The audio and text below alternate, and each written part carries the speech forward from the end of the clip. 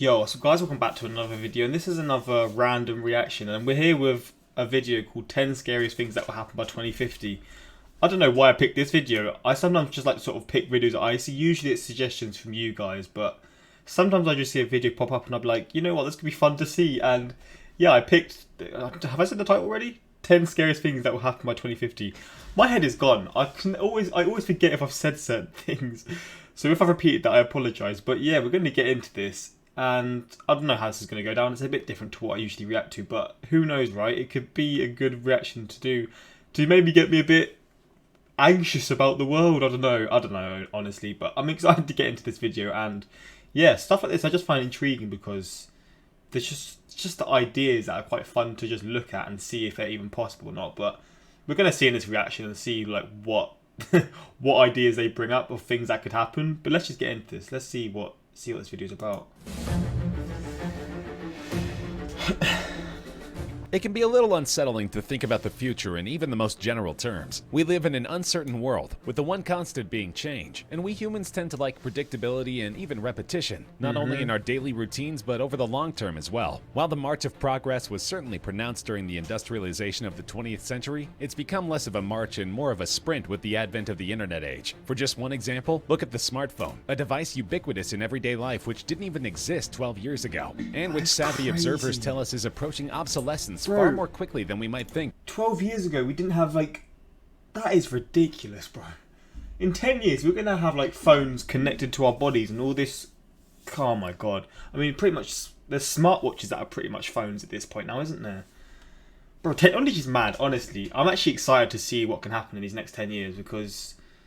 Bro, technology is just moving crazy at the moment. As new technologies begin to take hold. If you find change to be uncomfortable and sometimes scary, then the next 5 decades are going to keep you on your toes. Some of the changes we can look forward to are simply odd, bizarre, or surprising, but some of them are truly unsettling, and they're all nearly certain to happen.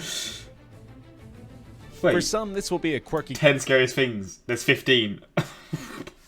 Alright then, curiosity, and for others an unthinkable terror. But if climate change continues on its current course, we may very well hit peak coffee before too long. The world's 2 billion cup per day habit is already being squeezed by warmer climates, and there's little in the way of agricultural fixes for the problem. The Arabica blend is by far the world's most popular, comprising fully 70% of all coffee consumption. And unfortunately, it's not a very hardy crop. It requires very specific conditions to grow properly, and rising temperatures and the accompanying heavier rainfall have begun to stunt the growth of crops around the world. Add to this the fact that crop-destroying pests and diseases all thrive in hotter, wetter climates, and you've got a complex problem with no clear solutions. Enjoy that espresso while you can. It may only be a matter of years before it's an unaffordable luxury. God damn. Coffee being extinct. Virtual reality has a number of potentially useful applications in the future, but among them is one which many might find a little, well, freaky. Imagine an algorithm which could assemble a reasonably accurate VR representation of a person by gleaning all possible information about them online. Photos, videos, social media profiles. It might not be an exact replica, but a sophisticated enough algorithm could produce a pretty close facsimile, from appearance and voice to mannerisms, interests, and personality. Now, imagine the person being replicated by this algorithm is deceased. Futurist and Google Director of Engineering Raymond Kurzweil, who has made dozens of astonishingly accurate predictions over the last several decades, thinks that this will come to pass. While some of us might be comforted at the thought of having some kind of interactions with loved ones after their deaths, for many of us the idea is bound to seem more than a little spooky. For that matter, if you've seen even a single episode of Black Mirror, you probably have chills running down your spine right now. Black Mirror is a quality series. Autonomous vehicles have made huge strides in just the past few years, with tech titans like Google and Apple leading the way in making the technology viable. What happened to those Google glasses?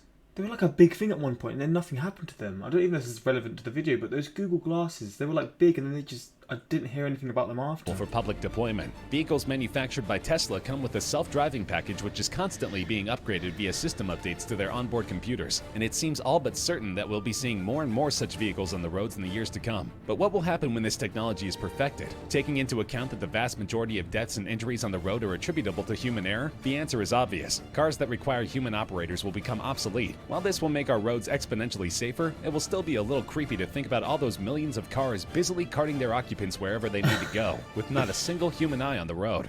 That's kind of a wild thought, honestly. It might seem outlandish to think that one day we could be hired, fired, and supervised by computers, or that that very computer might determine which occupation we're best suited for. But think of it like this. Since the advent of the internet, online dating has absolutely exploded, with many services reporting stellar success rates in matching up clients with their future spouses. If we chose computers to match us up with our life partner, then allowing them to assign us our occupation isn't that much of a stretch. Some data even suggests the latter may be easier than the former. It might not seem terribly creepy now, but wait until the first time you receive a performance evaluation or invitation to a company event which appears to be the work of a genial and personable boss, but which you know is actually the work of the artificial intelligence tasked with supervising your workforce. And if that's not enough to give you the willies, consider that this is only the tip of the AI iceberg.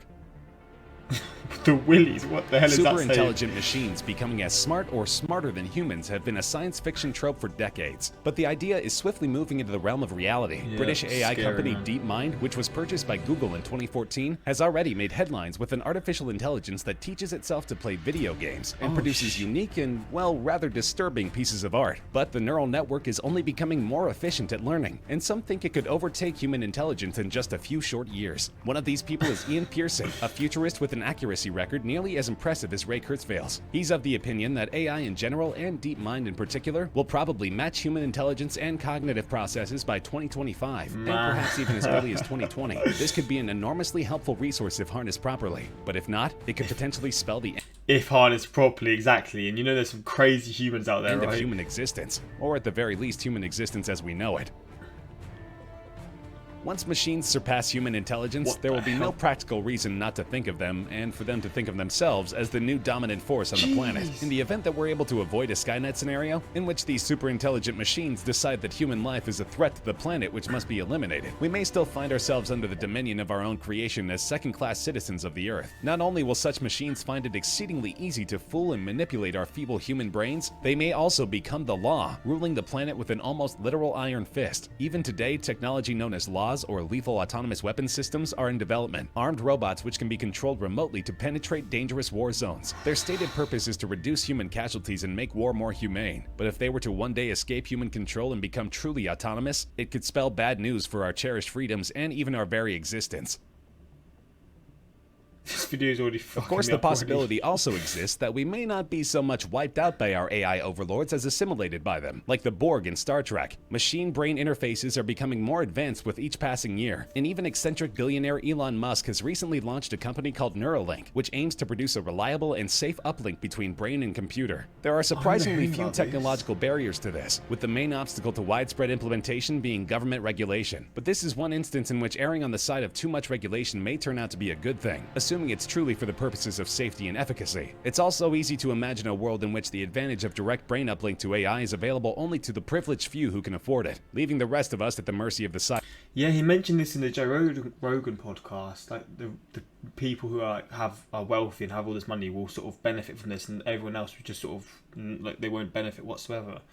It's messed up, but that's just how the world works, isn't it? The rich get richer, and Cyborgs. It's messed up, man. Some may find this more fascinating than scary, unless you have an acute fear of heights or a certain variety of claustrophobia. According to Shore Architecture, a forward-thinking design and research institute with an aim to create sustainable future environments, the cities of the future may not be cities at all. Rather, they might be skyscrapers, enormous, towering, self-sustaining structures far taller and more complex than present-day buildings. Such structures have the capability to be erected in the middle of existing cities, with a footprint not much larger than a conventional skyscraper. It may take a while for some of us to get used to living in a single structure with a population of 100,000 or more, and if you suffer from acrophobia, simply going for a walk might be a terrifying experience. The design known as the endless skyscraper might be of tremendous benefit to future generations. Bloody hell, man.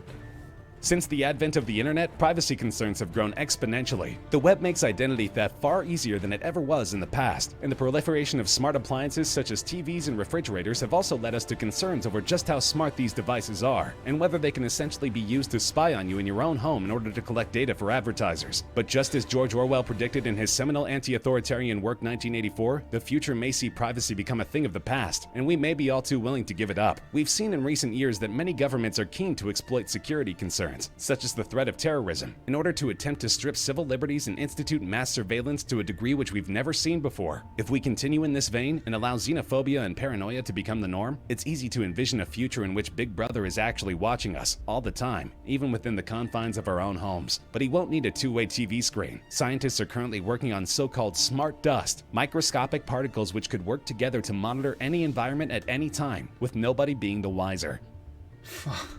This video tripped me the hell out. Technology run amok could lead to dire scenarios for humanity, but any scientist worth their salt knows that perhaps the single biggest threat facing humanity in the future is ongoing man-made climate change. The world's population is only expected to increase, and the effects of climate change will stress this increasing population in a number of ways. First, most of us will be forced to relocate to cities and inland areas. I don't know how people don't think climate change is real. It actually blows my mind that there are people who don't believe in it. Like, obviously, people are allowed to have their opinions, and that's fair. But when it comes to climate change, I just don't get how people don't believe in it. It just confuses me. As coastal regions will be rendered completely uninhabitable by rising ocean levels. As temperatures rise worldwide, the heat will place a severe strain on labor and agriculture, meaning that there will be less food and energy to go around. We may not have yet reached the tipping point at which climate change will become irreversible, but unless we form a serious commitment to renewable energy, we will very soon, and the world will become a much different place. The Athabasca Glacier in Canada is one of the largest in the world. Why the hell is his voice has just got like 3 times louder. The largest of 6 ice sheets that form part of the Columbia Ice Field in Jasper National Park. Every year it receives up to 7 feet of snowfall, and every year hotter summers and longer fall seasons cause the glacier to lose up to 5 meters of ice. This may not seem like much, but over years it adds up to a level of shrinkage practically unprecedented in modern history. In 1994, the glacier was estimated to stretch over about 325 square kilometers. Nearly a quarter century later, it stands at about 220, having lost almost a third of its ice. We can expect many more such shrinkages to take place, leading to greatly increased runoff and rising water levels, which ironically won't keep water from becoming our planet's most valuable and scarce resource. The changing climate means that some areas will begin to experience severe flooding, as we've already seen with some of the larger hurricanes over the past several years, and others entering periods of severe drought like the one California recently endured. On top of this, rising water levels don't necessarily mean more potable water. Quite the opposite, as increasing populations in areas lacking modern sanitation techniques will lead to a marked increase in water pollution. The World Wildlife Fund weighed in on this issue with a terrifying estimate. By 2025, 2/3 of the world's population could be facing water shortages, and the accompanying strain on ecosystems around the world will only have the effect of worsening the problem. But the damage we're doing to the environment is multifaceted, and a shortage of water might not even be our most pressing issue. Oh my days. The Organization for Economic Cooperation and Development recently released an analysis which should give all of us pause. It looks ahead to the environmental issues we'll be facing in the year 2050 if we don't change our current course away from fossil fuels and toward renewable energy, and their conclusions are sobering, to put it mildly. The study predicts extremely disruptive climate change, continued loss of biodiversity, and severe freshwater shortages. But it says these will pale in comparison to the struggle we'll face with air pollution. Under our current policies, air pollution is predicted to become the single biggest cause of premature mortality by 2050, owing to an increased and more highly concentrated population along with runaway emissions. We're making the very environment which sustains us toxic to ourselves, and if the possibility of the air that you breathe becoming lethal within a few decades isn't dramatic enough, consider that Mother Nature will ensure that many of us won't make it that long. For someone with asthma, man, that scares me even more, because I struggle I struggle already, so it's like, god damn, if it's going to get worse, I can't imagine how I'm going to be like in 2040, 2050. As long as I reach that age, of course.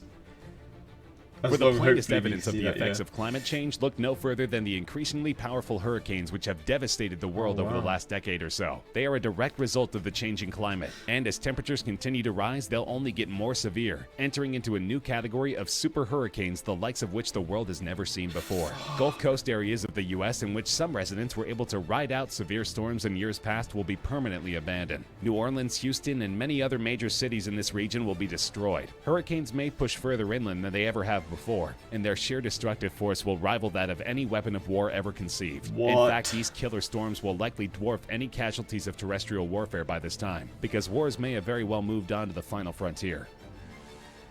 Number 1.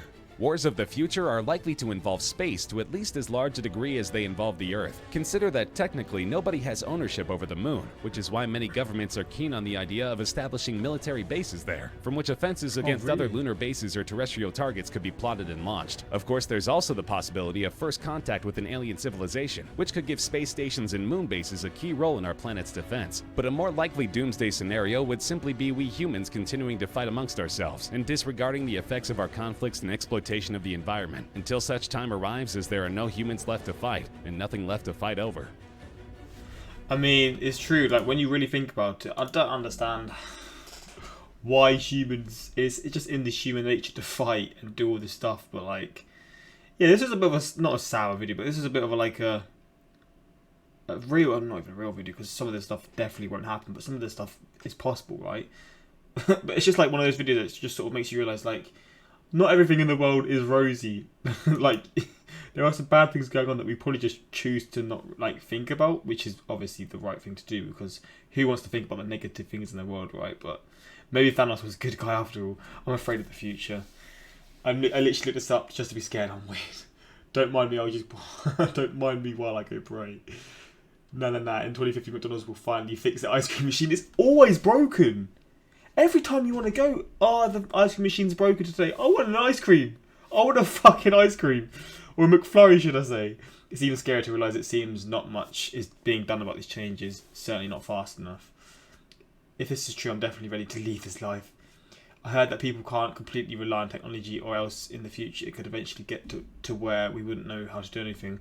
It's a good point. I swear I read something up about, or I looked into something about how gaming is getting sort of humans away from the sort of the fight or flight thing they do, like sort of like when to fight and when to not kind of stuff. I don't know how to exactly put it, and I play games a lot, but I've read up to that. I've read up about it, and it seems kind of crazy. Like, certain things that we do are getting rid of like what we're naturally sort of made for, basically. And it's just like, it's interesting how evolution works and how certain things go, certain new things come. And yeah, man, like, it's just wild to me, but a really interesting video. This is probably going to be a second channel one, because I don't know if people in the main channel would really want to watch this. But for those who did enjoy this and you want to see more stuff like this, let me know in the comments what you'd like to see, because videos like this is just quite fun to see, aren't they? They're just a bit different to see, and I just find them quite intriguing. But yeah, hopefully you guys enjoyed, and until next time, like, subscribe, peace.